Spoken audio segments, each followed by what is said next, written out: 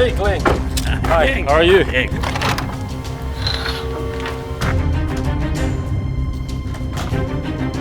Well, here we are.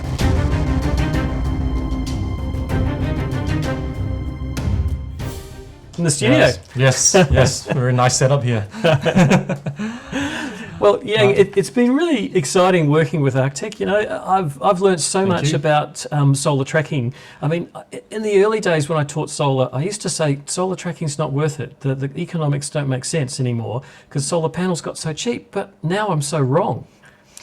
Well, exactly, you were wrong.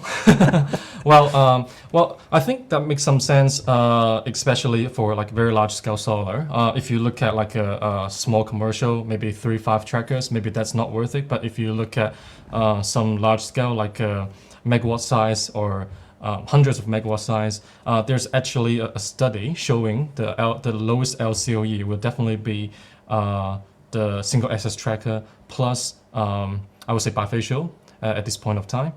Yeah. So LCOE, I like to hear the acronym. What's that stand for? LCOE stands for the leverage cost of electricity.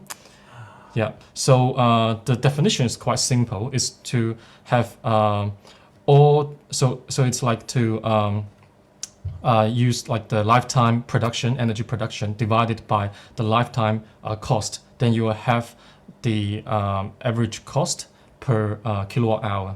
Yeah, and for many investors or the solar farm developers, this is pretty much like the key units people are after to try to get these number as low as possible.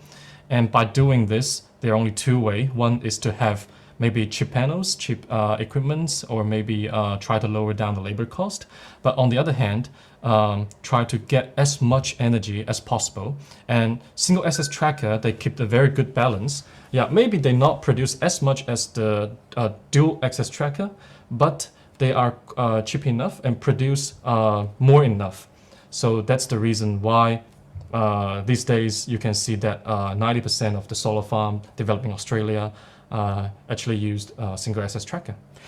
I often use the explanation that in a way, the efficiency of solar panels doesn't matter because the resource is free.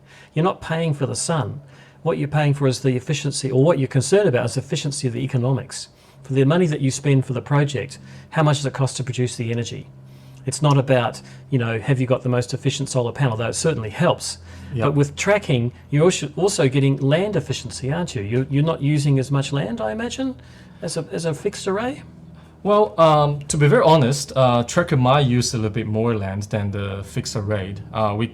There's another measurement we call the ground coverage ratio. Mm-hmm. Yeah, because tracker, it actually do this rotation, and sometimes the maximum tilt angle could be 60 degree.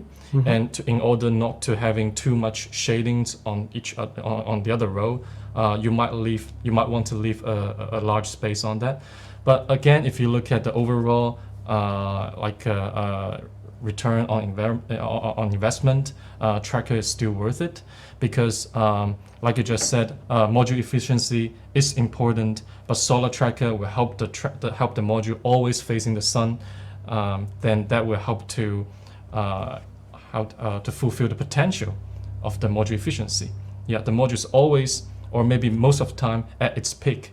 Yeah, a 300 watt module at, right now I think it's like 600 watt now for a 600 watt module, which is at like under 1,000 watt per square meter, and a solar tracker will help it stay in that like a irradiation, like that sort of sun power for maybe up 4 or 5 hours per day. Yeah, I noticed it here. It's a very flat production curve. It's like the sun comes up, full power's reached pretty quickly, and you sit on full power all day long. That's correct, yes. Yeah, if the weather's fine. Yeah, of course, yeah. Right, so yeah, there's definitely different metrics, which is levelized cost of electricity, is that right? Levelized cost of electricity. Yes. Looks at, you know, the real economics of producing that energy. There's another metric you described, which is land use efficiency. Yeah, the ground coverage ratio is called GCR. Yeah. So that one is about the land efficiency.